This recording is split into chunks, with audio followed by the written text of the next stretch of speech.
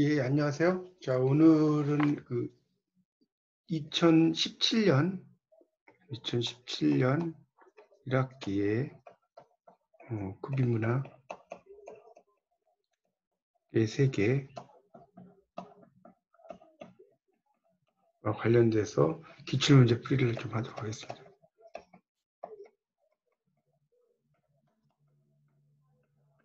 자, 거기 이제 36번 문제부터 이제 보면요. 36번은 구비문학의 일반적인 특징에 해당하는 것은 이렇게 나왔는데요. 자, 여기 이제 1번, 2번, 3번, 4번 이렇게 나왔는데 구비전승이라는 것도 문자로 기록돼야 된다. 1번은 일단 문자로 기록된다는 게 틀렸죠. 문자로 기록되면 안 되죠. 입에서 입으로 전하는 거니까. 2번은 집단보다 개인의 창작이 우세하다가 아니라 이거는 개인보다 집단의 창작이 우세하겠죠. 그 다음에 3번은 민중적이고 민족적인 문학. 이게 답입니다. 이게 이제 그 페이지의 9페이지를 구비문학의 세계를 펴보시면 그 9페이지에 이렇게 나오죠. 민중적이고 민족적 문학이라는 것이 9페이지에 나옵니다. 자, 그 다음에 4번에 보면 구비문학 모든 갈래들은 특정 계층의 사람들만이 제한적으로 향유할 수 있다. 이게 아니라 이 구비문학은 이제 특정 계층이 아니더라도 모든 사람이 향유할 수 있죠. 모든 사람이 향유할 수 있다. 이렇게 볼 수 있겠죠. 여기서는 이제 3번이 답이 된다는 걸 알 수 있습니다. 37번 문제를 보시면 구비설화의 일반적인 변이의 원인에 해당하지 않는 것은 그랬는데 1번을 보시면 주변 전승 집단의 경제적인 토대, 이게 맞겠죠? 주변 전승 집단의 이제 구비설화가 전승적 경제적인 어떤 토대가 될 수 있다는 겁니다. 2번은 그것이 이제 일반적인 변이의 원인에 해당하지 않겠죠. 자, 일반적인 변이의 원인이라고 하는 것은 그 2번, 3번, 4번이 나오는데 이거는 이제 페이지 40페이지를 펴보시면 40페이지에 거기 그 넷째 줄에 나오죠. 40페이지 넷째 줄에 보면 이야기는 사회 윤리나 관습을 반영한다 이렇게 나왔죠. 그러니까 그 윤리와 관습 이거 나오고요. 그 다음에 청자의 성별이나 연령은 39페이지를 보시면 39페이지에 그 변이의 동인에서 두 번째 단락, 변이의 동인의 두 번째 단락에 보시면 이야기는 청중의 성격에 따라 변이를 일으킨다. 첫째 줄, 같은 이야기라도 청자의 성별, 연령 차이에 따라 달라지고 라는 것이 나오죠. 그러니까 청자의 성별, 연령 차이에 따라 달라진다는 게 나옵니다. 2017년 1학기 문제를 보세요. 2017년 1학기에 구비문학의 세계 지금 보고 있습니다. 거기에 지금 36번 문제부터 이제 푸는데, 예, 안녕하세요. 오랜만입니다. 몸은 좀 괜찮으세요? 예, 그래서 다시 좀 보겠습니다. 그래서 36번에 구비문학의 일반적 특징에 해당하는 것은 이라고 나왔는데, 1번에 보세요. 2017년 1학기 문제를 좀 보고 들으시면 됩니다. 2017년 1학기에 먼저. 36번 문제. 자, 구비문학의 일반적 특징에 해당하는 것은 이렇게 나왔죠? 자, 1번. 구비 전승된 것이라도 문자로 기록되어야만 구비문학에 속할 수 있다. 아니죠? 구비문학은 문자로 기록되는 게 아니죠. 입에서 입으로 전승되는 거니까 틀렸죠. 문자로 기록된다는 것이 잘못됐다는 걸 알 수가 있습니다. 문자로 기록되면 안 돼요. 그 다음에 2번은 집단보다 개인의 창작이 우세하다가 아니라 개인의 창작보다 집단이 우세한 거죠. 이 위치가 바뀌었어요. 그 다음에 3번은 민중적이고 민족적인 문학이다. 이게 맞죠. 이거는 9페이지에 나옵니다. 9페이지. 2017년 1학기 문제예요. 2017년 1학기. 그래서 9페이지를 펴보시면 민중적이고 민족적인 문학이라고 나와요. 9페이지에 지난 글씨로 5번에 이게 답이고 4번에 구비문학 모든 갈래들은 특정 계층의 사람들만 제한적으로 향유하는 게 아니라 이 구비문학은 모든 사람이 향유한단 말이에요. 그러니까 답은 3번. 37번은 구비설화의 일반적인 변이의 원인에 해당하지 않는 것은 그랬는데 주변 전승 집단의 경제적인 토대, 주변 전승 집단의 경제적인 토대라고 하는 것이 있어요. 자, 지금 2017년 1학기의 구비문학의 세계를 보고 있습니다. 그래서 그 36번은 3번이라고 지금 설명을 드렸습니다. 다시 안 해도 되겠죠? 이거는 37번은 주변 전생 집단의 경제적 토대, 이게 1번이 답이에요. 1번이 답이라는 걸 표시 일단 해놓으시고 들으세요. 거기 이제 보시면 이번에 전승 집단의 윤리와 관습은 40페이지를 펴보시면 40페이지의 넷째 줄 사회의 윤리나 관습을 반영한다 이런 말이 나올 거예요. 40페이지 넷째 줄에 그러니까 있고 3번의 청자의 성별이나 연령은 39페이지 39페이지에 2번 변이의 동인에서 두 번째 단락의 첫째 줄에 보면 이야기는 청중의 성격에 따라서 변이를 일으킨다. 같은 이야기라도 청자의 성별, 연령, 연령 이런 것의 그 차이에 따라 달라지고 다수의 청중을 상대할 경우와 특정 개인을 상대로 이야기할 때도 달라진다. 뭐 이런 말 나오죠. 여기서는 당연히 나오는 거고. 그 다음에 화자의 개성과 취향 이거는 변희의 동인의 둘째 줄 보세요. 2번 39쪽에 화자의 개성이나 취향 나옵니다. 자, 설화의 전통적인 3분법에 해당되지 않는 것은 이것은 소화인데 21페이지를 펴보세요. 제가 지금 말씀드릴 때 페이지를 좀 써놓으시고 여러분이 잘 들으시면 좋겠습니다. 그래서 거기에 보면 신화, 전설, 민담이 자 거기 21쪽에 1번 설화의 전통적 분류법이 나오죠. 신화, 전설, 민담의 3분법. 그러니까 소화, 웃기는 이야기는 안 들어가죠. 답은 2번입니다. 자, 39번 이야기의 단위담에 있어서 주체의 움직임의 의도를 유형화하는 범주에 적절하지 않은 것은 이건 32쪽을 펴보세요. 32쪽. 문제 32쪽. 32쪽을 펴보시면요. 거기에 이제 뭐가 나오냐면 수단이라고 써진 거 지금 잘 들으세요. 수단이라고 써진 것에서 그 위에 1, 2, 3, 4 나오죠. 3번 수단에서 1, 2, 3, 4로 올라가 보세요. 32페이지 보고 있어요. 거기에 보면 생계를 위한 움직임, 이성을 위한 움직임, 안전을 위한 움직임 나오죠? 그 다음에 놀이를 위한 움직임인데 4번에 정신을 위한 거 나와요? 안 나오죠? 4번에 정신을 위한 것이 2017년 39번에 4번 안 나오잖아요. 이게 답이라고요. 자, 그 다음에 40번은 보세요. 이 신화 유형은 대부분이 무속의뢰에서 서사무가 형태로 전승되고 함경도와 평안도, 경북 내륙, 동해안, 경기도, 제주도 등지에서 전승의 내력이 확인된다. 이거는 창세신화입니다. 창세신화. 자, 여러분 교재 47쪽을 펴보세요. 47쪽을 펴보세요. 47쪽을 펴보시면 뭡니까? 그 밑에 1번 창세신화는 가로로 써진 거 있을 거예요. 나오죠?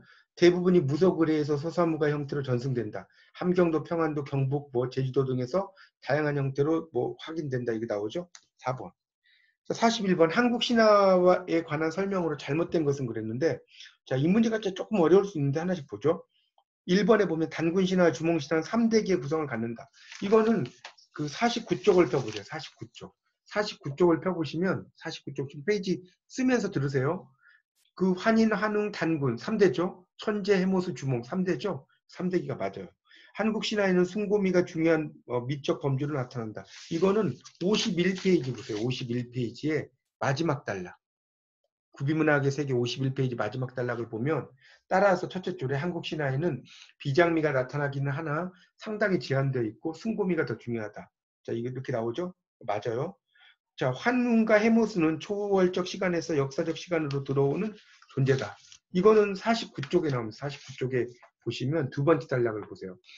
첫째 줄에 환인과 천재는 역사적인 시간을 초월해서 존재하고 환웅과 해모수는 초월적인 시간에서 역사적인 시간으로 들어온다라고 나오고 있습니다. 환웅과 해모수는 초월적인 시간에서 역사적인 시간으로 들어온다라는 말이 나오고 있죠. 자, 4번에 건국신화의 경우 지상의 신 혹은 영웅보다 천상에 거치하는 신들의 존재가 더욱더 중요하다. 이렇게 나왔는데 이거는 뭡니까? 그 마지막 단락 49페이지 마지막 단락 보세요. 이와 같은 현상은 주목할 만한 의의를 가진다. 천상의 것보다는 지상의 것이 초월적인 시간보다는 역사적인 시간이 수직적인 것 질서보다는 수평적인 질서가 중요하다. 이게 나왔죠? 그러니까 지상의 신을 천상의 신으로 고치시고 천상에 거처하는 신을 지상에 거처하는 신으로 바꾸셔야 됩니다. 이게 바뀌어 있죠. 답은 4번. 한국전설에서 42번입니다. 확인할 수 있는 양상과 거리가 먼 거예요. 자, 보면 주인공의 행동을 가로막는 존재에 대해서 중요하게 인식한다. 맞죠? 전설은 행동을 가로막는 거죠. 장애가 일어나. 자, 2번 주인공은 우연한 행운이나 초월적인 존재에 의해서 시련을 극복하는 일반적인 특징을 갖는다라고 했어요. 주인공은 일반적인 특징을 갖는다라고 했는데 이것은 95페이지를 보세요. 95페이지. 95페이지를 보시면 행운이라는 게 없어요. 여기 보면 그 95쪽의 밑에서 넷째 줄 보세요. 밑에서 넷째 줄 보면 전설은 이처럼 인간의 한계로 인해 생기는 불행을 민감하게 그린다. 여기 밑줄 안 쳐져 있으면 쳐주세요. 95페이지 밑에서 넷째 줄에 전설은 인간의 한계로 인해 생기는 불행. 그러니까 이게 행운이 아니잖아요. 2번. 자, 제주도 사물라 전설에 대한 설명으로 잘못된 거 43번입니다. 1번. 고조선과 신라계열의 집단과 관련성을 가지고 있다라고 했어요. 사물라는 을라라는 게 이제 왕을 가리키는 것을 이야기하는데요. 자, 72쪽을 보세요. 72쪽. 72쪽을 보세요.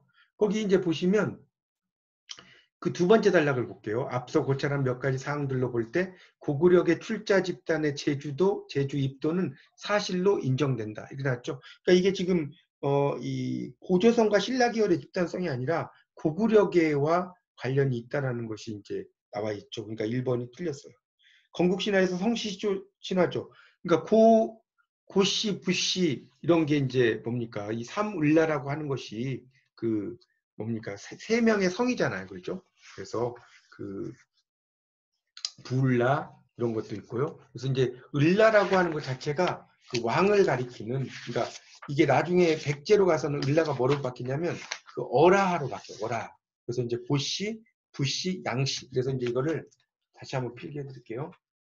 자, 오늘은 제가 2017년부터 2015년까지 다 해드릴 거예요. 그러니까 도움 많이 되실 겁니다. 들으면 양을라, 그 다음에 고을라, 그 다음에 부을라가 있어요.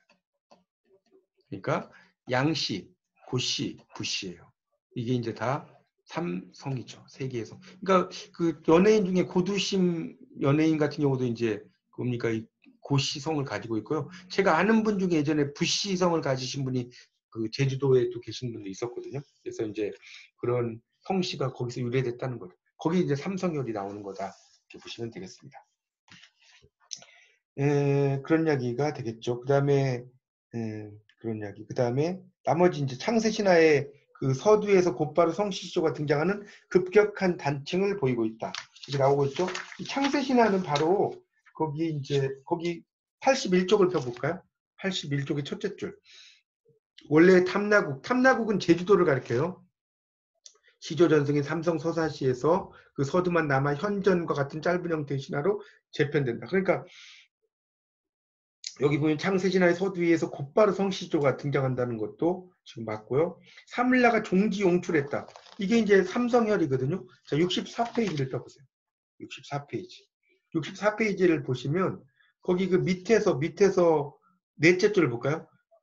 삼성 서사시를 만들어내고 시조들이 땅 속에서 솟았다 이렇게 나왔죠. 나와요? 땅 속에서 솟았다. 이게 종지 용출이에요. 좀 어려운 말로. 종지 용출. 그러니까 종지 용출이라는 말은 한자를 보면 종지 용출이잖아요. 요 종이라고 하는 게 따를 종자인데 뭐뭐로 붙어라는 뜻이에요. 뭐뭐로 붙어. 지는 땅이죠. 그러니까 땅으로부터 용출, 솟아났다는 거죠. 이걸 이제 종지 용출이라고 이야기를 할 수가 있습니다. 땅에서 솟아났다는 거죠. 그런 거죠. 그러니까 이것도 맞는 거죠. 자, 조선태조 이성계와 관련성이 확인되는 천자전설은 이거는 이제 명태조 주원장 전설이에요. 이거는 103페이지를 펴보세요. 페이지. 103페이지. 103페이지를 펴보시면 이제 그 뭐 천자열 전설도 있고 수중 명당과 주천장 나오죠. 이 주천자라고 하는 것이 이제 일종의 주원장이거든요. 여기 주천자라고 나오잖아요. 하늘의 아들이잖아요. 주천자가 하늘의 아들이고 주원장이 어디 나오냐면 105쪽에 두 번째 단락의 첫째 줄 보세요. 주원장은 중국의 호주 사람이다 이런 말 나오죠. 그 호주는 중국 안희성, 봉양현, 동쪽이다 뭐 이런 말 나오는데 하여튼 이 주천자 할 때 천자가 주원장을 가리킨다는 것이고 45번 민담의 서두와 결말의 형식이 갖는 기능으로 잘못된 것은 그랬는데 이야기가 허구라는 것을 나타내지만 결말에서는 사실성과 진실성을 확정하는 기능을 가지고 있다 이렇게 나왔는데 자 132페이지 펴보세요. 132페이지를 펴보시면 이제 이게 3번에 보세요. 3번 거기 132페이지 3번 가로 써진 거 있죠. 이야기가 허구라는 것을 나타내고 결말에서는 허구적인 그럴듯함을 강조한다. 근데 여기 뭐라고 썼어요? 진실을 확정한다. 틀렸잖아요. 나머지 흥미를 돋아주고 이거는 4번에 나와요. 132쪽에. 그 다음에 일상적인 것과 구별되는 작품 세계의 독자적인 소우주를 확립한다. 이거는 131페이지에 1번 보세요. 밑에 1번. 밑에 셋째 줄 나오고요. 그 다음에 이야기가 서사적 과거 시제로 정제됨을 명백히 하고 끝나고 나서는 이야기가 있는 현재로 돌아온다. 이거는 131페이지 2번에 나와요. 2번 보시면 나옵니다. 자, 다음은 어떤 무가냐고 그랬는데 이게 서사무가죠. 서사무가. 자, 176페이지 펴보세요. 교재. 176페이지 펴보세요. 제가 이거 수업할 때 중요하다고 분명히 말씀드렸는데 자, 거기 176페이지 두 번째 단락을 보시면 1번 서정무가, 그다음 세 번째 단락에 교술무가, 그다음 마지막 단락에 서사무가가 나오죠. 그래서 이 서사무가라는 것은 주인공이 거기 나오죠. 무속신화이면서 무속서사시로 176페이지 마지막 단락이에요. 주인공이 신으로 자정되어 재양을 받게 되는 과정을 나타낸다. 이런 말 나오고 있죠. 서사무가가 되겠습니다. 교술무가는 가르치는 것이고 서정무가는 이제 마음을 이야기하는 거고 희곡무가는 이제 희곡적인 것을 이야기하는 것이죠. 그게 이제 희곡무가라고 볼 수가 있겠습니다. 그 답은 3번이고 동해안 거리굿의 설명으로 잘못된 것은 그랬는데 자 이것은 이제 1번에 보세요. 거리굿에 사용되는 도구는 신성하기 때문에 연행 주체인 주무가 모두 준비해 사용해야 된다. 자 232페이지 펴보세요. 232페이지입니다. 232페이지를 펴보시면 거기 이제 그 두 번째 단락을 볼까요? 두 번째 단락. 거리굿에서 사용되는 도구는 현장에서 조달된다. 주무가 여자로 분장할 때는 관중들로부터 치마 수건을 빌리고 업으로 등장할 때는 긴 장대를 삿대 삼아 노젓는다. 여기 지금 신성하기 때문에 뭐 모두 준비하는 게 아니라 현장에 사용된다고 나오잖아요. 벌써 틀렸어요.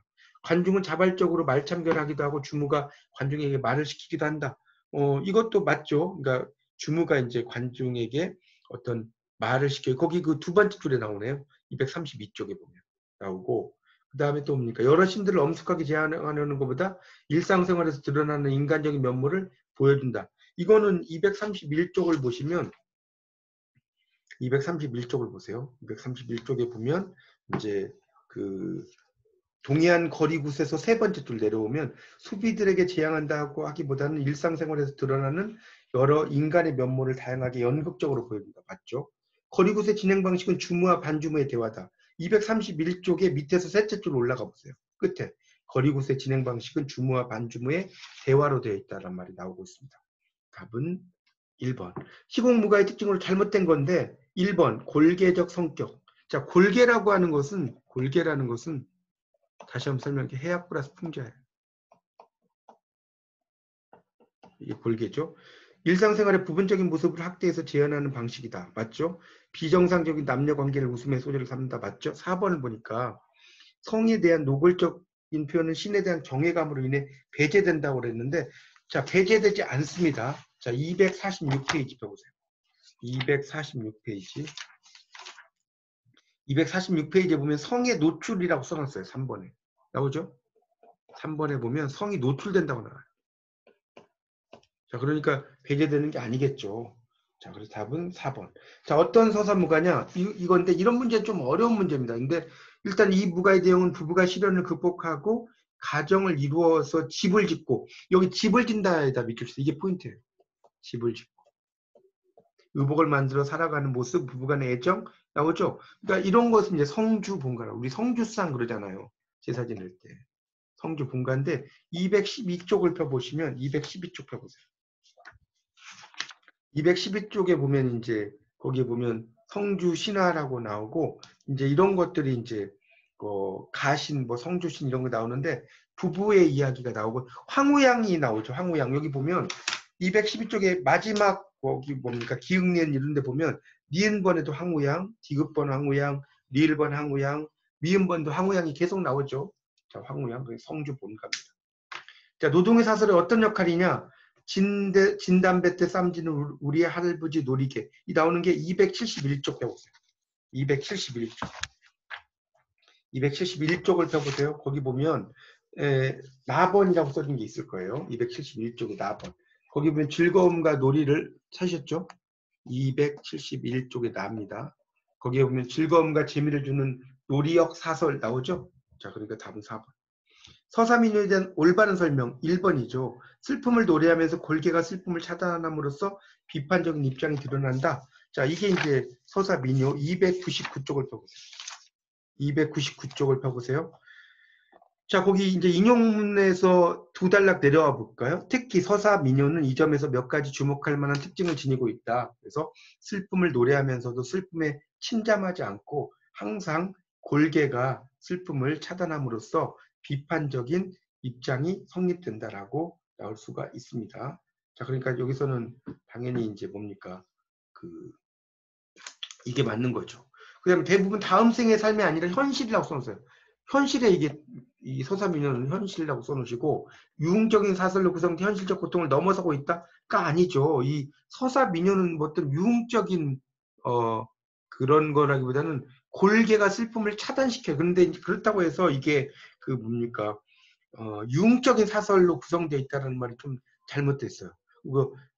그 다음에 대부분 남성 가창자가 아니라 여성 가창자라고 써놓으세요.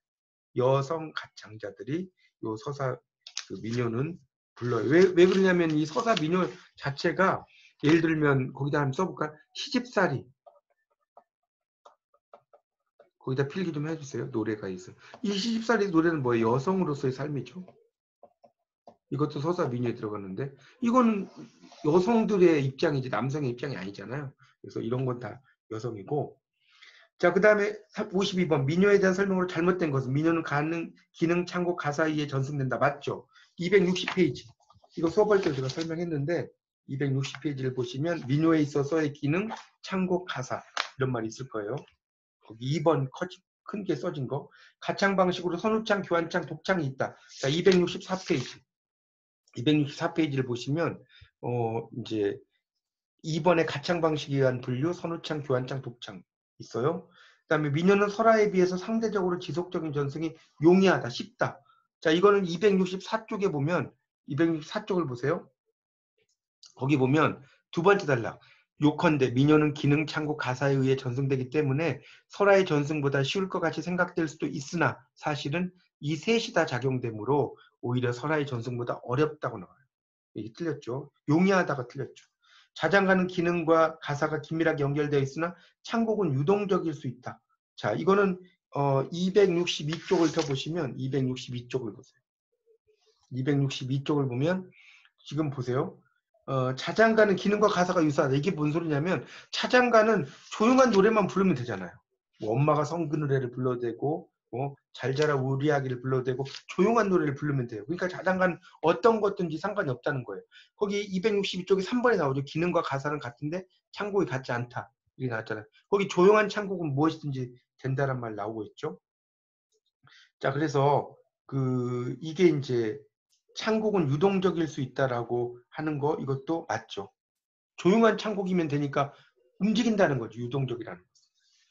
자, 53번 문제 보면 판소리에 관한 설명 중 거리가 먼 건데 명창과 관중을 중심으로 연행에서의 판짜기가 성립된다. 이것도 맞죠. 판소리는 판을 잘 짜야지 되는 것이 중요합니다. 판을 짠다. 308쪽 펴보세요. 308쪽. 308쪽을 펴보시면 2번 판소리의 서사유적 성격의 셋째 줄에 보면 판을 짠다 이런 말이 있어요. 판을 짠다 있죠. 판노름 판곳에서 판이라는 말이 있다. 그런 거 나오고 소리판을 짠다. 자, 음악적으로 판소리는 무악과는 별개의 곡조를 창조해내는 게 아니죠. 이 판소리라는 것도 결국은 무악에서 나온 거예요. 판소리라고 하는 것 자체가. 306쪽을 펴볼까요? 306쪽. 지금 구민문학이 참 할 얘기가 많은데 306쪽을 펴보시면 둘째 뭐라고 나왔어요? 판소리는 음악적으로 무악과 동계의 것이다. 이런 말 나오죠? 동계. 동계라는 것은 같은 계통이라는 뜻이에요. 동계. 그걸 동계라고 합니다. 그런 의미로 이제 정리를 할 수가 있죠. 그렇죠. 정리가 되겠습니다. 그러니까 별개가 아니라 틀렸죠. 판소리 전성기의 명창으로 송록 모흥갑이 있다. 307쪽을 보세요. 307쪽. 307쪽을 보시면 거기 세 번째 단락에 나오죠. 한 넷째 줄인가? 순조에서 고종 때 신제요 해가지고 송록, 모흥갑, 권사인 등 명창이 활약하던 시기인데 찾으셨죠? 세 번째 단락이 있잖아요. 넷째 줄에. 그 다음에 신재유가 광대가에서 명창의 인물치레 등 4가지 조건을 제시했다. 자, 311쪽을 펴보세요. 311쪽을 펴보시면 지금 이것은 명창의 인물치레 등 4가지 조건을 이제 신재효가 이야기하는 게 나옵니다. 거기 그 두 번째 단락에 읽어볼게요. 첫째 줄 311쪽. 조선조 말기에 판소리 이론가로 알려진 신재효가 지은 광대가에는 명창의 조건으로 인물치레, 사설치레, 득음, 너름새가 있다라고 나옵니다. 이 너름새라는 것은 발림하고 같다고 제가 말씀을 드렸고, 발림은 몸동작이에요. 몸동작. 이게 발림입니다. 자, 54번 넘겨보세요. 판소리의 가창 방식에 대한 설명으로 올바른 거. 1번. 광대는 손에 부채나 손수건 같은 걸 들고 작중인물의 신용을 오직 안일이만으로 설명한다? 아니죠. 자, 313쪽을 펴보시면 마지막 줄에 나와요. 313쪽에. 광대는 손에 부채나 손수건 같은 걸 들고 작중인물의 모든 신용을 몸짓으로 나타낸다고 나왔잖아요. 안일이는 말로만 하는 거예요. 이때야 흥부가 놀부의 집으로 찾아가는데 이렇게 말만 하는 게 안일입니다. 근데 발림은 몸동작이에요. 몸동작. 이렇게 이해하시면 됩니다. 몸동작을 발림이라고도 한다.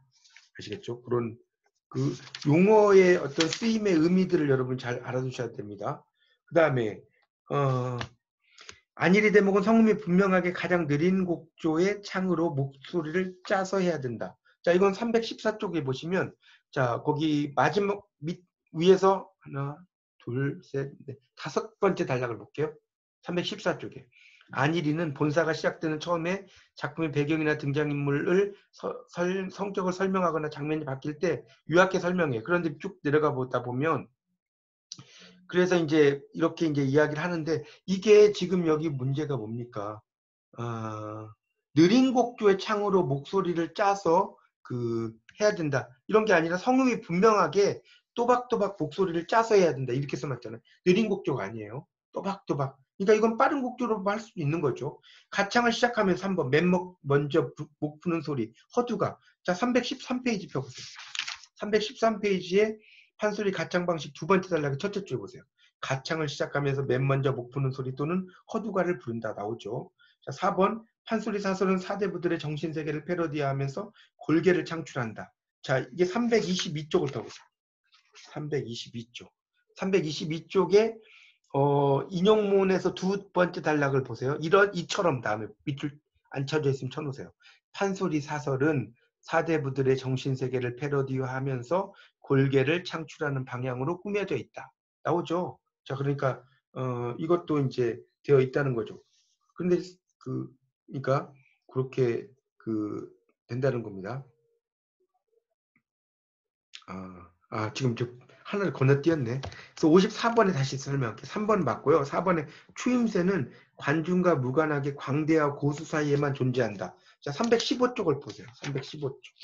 315쪽을 펴보시면 거기 이제 두 번째 단락. 추임새는 고수가 하는 추임새와 관중의 추임새가 있는데 관중의 추임새는 판소리를 들으며 일어나는 감흥을 자연스럽게 바라는 감탄사로서의 광대의 소리가 전달되고 흥미가 있다는 청중의 적극적인 반응이다. 그러나 고수의 추임새는 광대의 구현 의혹을 북돋아주기 위한 형식의 감탄소리다. 그러나 누구의 추임새거나 소리를 잘한다는 칭찬이면 틀림없다. 명창의 흥을 돋는다고 이렇게 나오죠. 추임새는 그러니까 이게 꼭 여기 나온 것처럼 문제가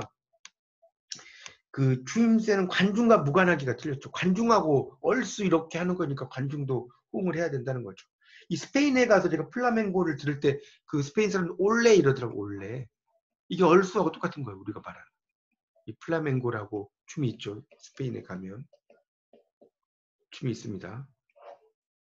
자, 55번. 판소리 미학적 특징에 대한 설명은 올바른 것인데 자, 1번. 발림이란 자기 나름대로 지어 부르는 대목이다. 그래서 이것은 부분적인 장면 묘사 사설을 추가하는 것 틀렸죠.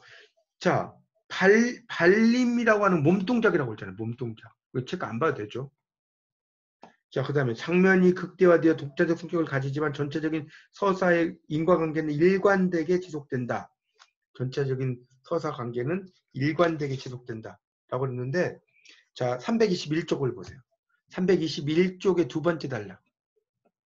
여기 보면 이처럼 다음에 판소리는 장면이 극대화되어 독자적 성격을 가지며 전체에서 이탈한다고 나오죠. 이탈. 일관이 아니잖아요. 일관은 하나로 쭉 가는 것이고 이탈은 세는 거잖아요. 자, 3번 판소리 사설의 미학적 기조는 풍자와 골개가 전부다. 322쪽을 보세요. 322쪽. 자, 거기 그 하나 인용문에서 세 번째 단락으로 내려와 보세요. 그러면 판소리 사설의 미학적 기조는 풍자와 골개가 전부인가? 그렇지는 않다. 골개미가 있으면 비장미도 있다고 나오잖아요. 비장미는 슬프면서 굳센 거를 이야기하는 거거든요. 자, 판소리 사설은 사대부들의 정신세계를 패러디화하면서 골개를 창출하기도 한다. 이거는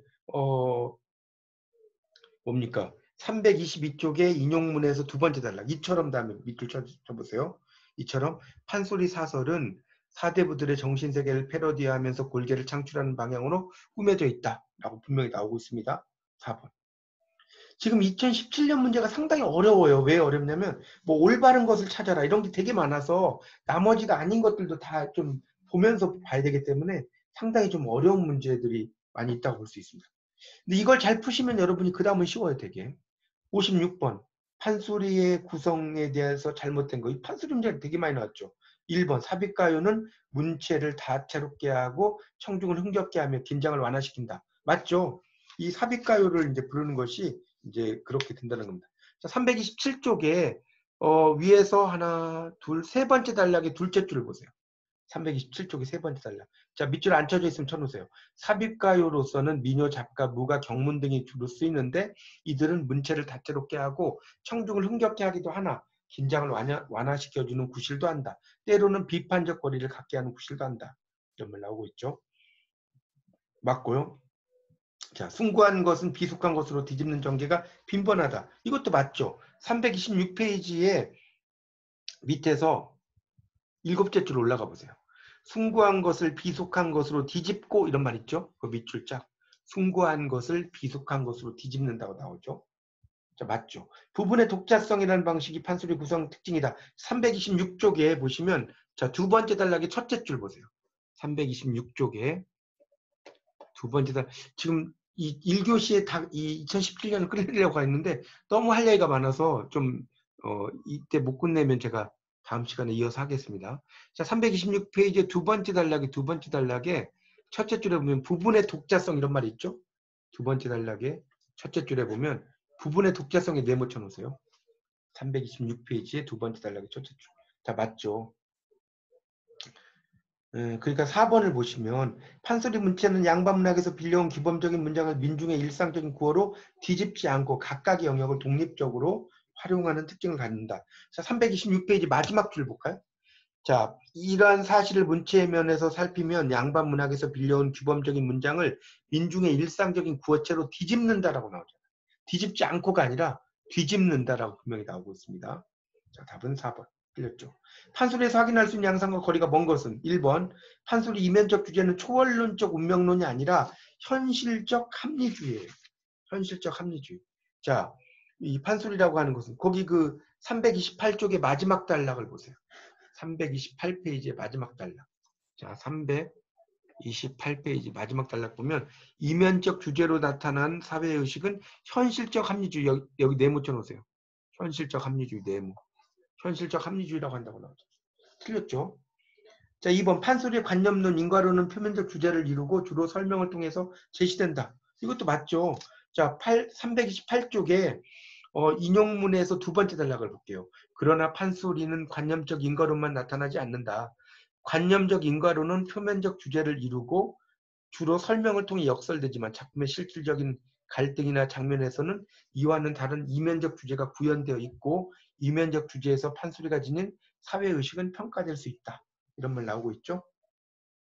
그러니까 여기서는 이제 당연히 뭡니까 이게 맞는 거죠. 설명을 통해서 제시된다는 거. 그 다음에 판소리는 화폐경제의 강조와 같이 당시의 새로운 경제적 변화의 양상을 민감하게 반영하고 있다. 자, 329페이지에 두 번째 단락 첫째 줄 밑줄 치세요. 판소리는 어느 것이나 새로운 경제적인 변화를 민감하게 반영하고 있다. 나오고 있죠. 그 다음에 판소리의 현실적 합리주의는 풍자와 해악을 통해서 표현되는 것이 일반적이다. 자, 330페이지를 보시면 그 마지막 단락 셋째 줄에 나오죠. 현실적 합리주의는 풍자와 해악을 통해서 표현된다. 이게 나오고 있습니다. 자, 그러니까 답은 1번. 자, 어떤 무가 작품이냐라고 그랬는데 이거는 괴내기 땅 본풀이에요. 자, 219쪽을 펴보세요. 58번 보고 있어요. 219쪽. 219쪽을 펴보시면 219쪽입니다. 소천국과 백주 사이에서 이런 말 나오는데 거기 218쪽에 1번을 보세요. 소천국 이런 말 나오고요. 218쪽에 1번, 2번에 백주 나오죠? 백주. 그래서 이게 이제 그리고 그 219쪽에 17번 예문 바로 밑에 보세요. 거기 네 줄을 밑줄 치세요. 219쪽에 17번 밑에. 괴내기 땅 본풀이는 소천국과 백주 사이에 태어난 여섯째 아들이 용왕의 막내딸과 결혼하고 강남 천자국에 들어가 무용을 떨쳐 전란을 평정하고 어쩌고저쩌고 나오죠. 괴내기 땅 본풀이. 민요의 가창 방식에 대한 설명은 올바른 건데 1번에 선후창의 경우 가사의 선택은 선창자와 후창자의 합의에 따라 부르는 것이 일반적이다.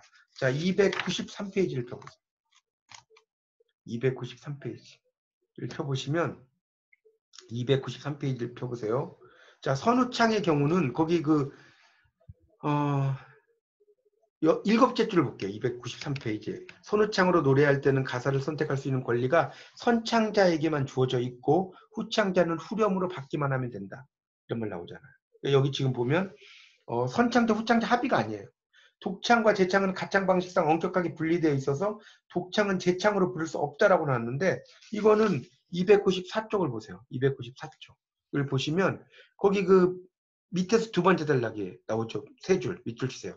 독창은 혼자서 부르고 재창은 여럿이 같이 부르는 방식인데 선후창으로 나누지 않는다는 점에서 동일하다. 독창 민요는 어느 것이나 재창으로 부를 수 있다. 라고 나오고 있어요. 그러니까 이게 무슨 말이냐면 그 어떤 예를 들면 이렇게 설명을 할게요. 그 이문세의 노래 중에 그러니까 광화문 연가가 있다. 광화문 연가는 혼자 부르는 거잖아요. 근데 그 혼자 부르는 노래를 여러 명이 부를 수 있잖아요. 이해가세요? 그렇게 이해하시면 좀 여러분이 좀 쉬울 것 같습니다. 자, 그런 내용이 이제 정리가 된다는 걸 알 수 있고요. 그 다음에 교환창의 경우 선후창의 가사가 문답이나 대꾸로 되어 있는 것이 흔하다. 자, 293페이지를 보시면 그렇게 이제 하죠. 그 293페이지에 1번 선창, 후창 거기서 두 줄 올라가 보세요. 밑에서. 교환창에서는 흔히 선창과 가사와 후창의 가사가 문답이나 대꾸로 되어 있다는 거예요. 우리 노래 중에 그 제가 참 좋아하는 노래는 난, 바람, 넌, 눈물 이런 노래가 있거든요. 그래서 앞부분은 여자가 불러요. 난 바람이라면 하면 남자가 넌 눈물인가 봐 이렇게 부르죠. 이게 바로 대화창이에요. 그러니까 두 사람이 이 노래를 같이 부르는 거죠. 이걸 이제 우리가 대화창이라고 할 수가 있다는 겁니다. 자, 그런 내용이 되겠고요. 그렇죠. 그렇게 좀 정리를 하시면 될 것 같습니다. 자, 그 다음에 교환창에 선창자가 가사를 마음대로 선택할 권리가 있다가 아니라 없다요, 없다. 예를 들어서, 아까 이야기했잖아요. 난 바람이라면이라고 불렀는데, 이 가사를 바꿔버리면 안 된다는 거예요. 넌 눈물인가 봐는 그대로 불러야지. 그걸 이야기하는 거죠. 그래서 바꿀 수가 없습니다. 자, 그 다음에 민속극에 대한 설명으로 잘못된 거 1번. 자, 민속극이라고 하는 것은 민요보다 더 민중적이다. 맞죠? 민속극이 되게 민중적이에요. 민속극이라는 것이. 민속극이라는 것은 342쪽에 1번을 첫째 줄을 보세요. 그러기에 다음에 민속극의 미학적 원리로는 양반문학은 물론 다른 구비문학의 경우보다 더욱더 민중적일 수밖에 없다. 나오고 있죠. 자, 그러니까 맞죠. 민속극은 판소리처럼 양반 자상객이 상인 이속 민중과 함께 향유하고 후원하는 것이 일반적이었다라고 했는데 340페이지를 보시면 이제 이 민속극이라고 하는 것 자체가 이렇게 그 후원을 하거나 뭡니까 이속 민중과 함께 향유하고 후원하는 것이 일반적이었다라고 하는 것이 좀 잘못돼 있죠. 그러니까 민속극이라고 하는 것은 이제 그런 판소리하고는 조금 달라요. 판소리하고 좀 다르고 그러니까 이 후원을 하거나 이런 것은 오히려 판소리가 더 많이 했다고 좀 알아주세요. 민속극은 그렇게 막 후원하거나 이런 게 아닙니다. 자, 그런 내용으로 틀렸고요. 가면극의 원초적 형태 가운데 하나로 농악대의 잡생놀이를 들 수 있다. 이것도 맞죠? 잡생놀이. 이거는 두 번째 줄에 나와요. 340페이지. 농악대의 잡생놀이는 이렇게 나왔죠. 양반, 각시, 중, 포수 등으로 분장한 잡색들이 뭐 풍물 이런 걸 한다고 나오죠. 4번 현재 묵극, 무언극이죠. 탈놀이에는 강릉관 노탈놀이가 있다라고 나왔는데 이거는 358페이지. 358페이지를 펴보세요. 358페이지를 보시면 거기 강릉 단오제의 관노탈놀이라고 2번이라고 써진 거에 아주 크게 나와 있습니다. 자, 그래서 2번이 정답이 된다는 걸 알 수 있어요. 61번 가면극의 공연장소와 극중장소에 관한 설명을 올바른 거. 공연장소는 극중장소의 설정에 많은 제한을 받는다. 자, 362쪽을 써보세요. 362쪽에 3번의 공연장소를 보면 본디 탈놀이의 공연장소는 많은 관중이 모이는 공터면 된다고 나왔잖아요. 이거 틀렸죠. 관중의 개입으로 극중행의 현실성은 약화되고 손상된다고 그랬는데 그렇게 이제 현실성이 약화되고 손상되는 게 아니라 보장되죠. 자, 363페이지의 세 번째 단락에 넷째 줄을 보세요. 넷째 줄을 보면 관중은 극중행위에 참여하는 당사자이다. 관중의 개입으로 극중행위는 현실성이 보장된다. 손상이 아니죠. 그렇게 나오고 있습니다. 자, 3번 특정한 극중장소의 설정은 언제나 관중의 극중 개입으로 확정된다. 자, 언제나 뭐 극중 개입으로 확정된다. 이거는 아니겠죠. 이거는 아니다. 그 다음에 4번에 공연 장소를 극중 장소로 삼는 것은 관객과 같은 장소에서 활용한다. 363페이지에 보시면 이게 이제 같은 장소로 이제 활용되는 거죠. 거기 그 내용이 나오는데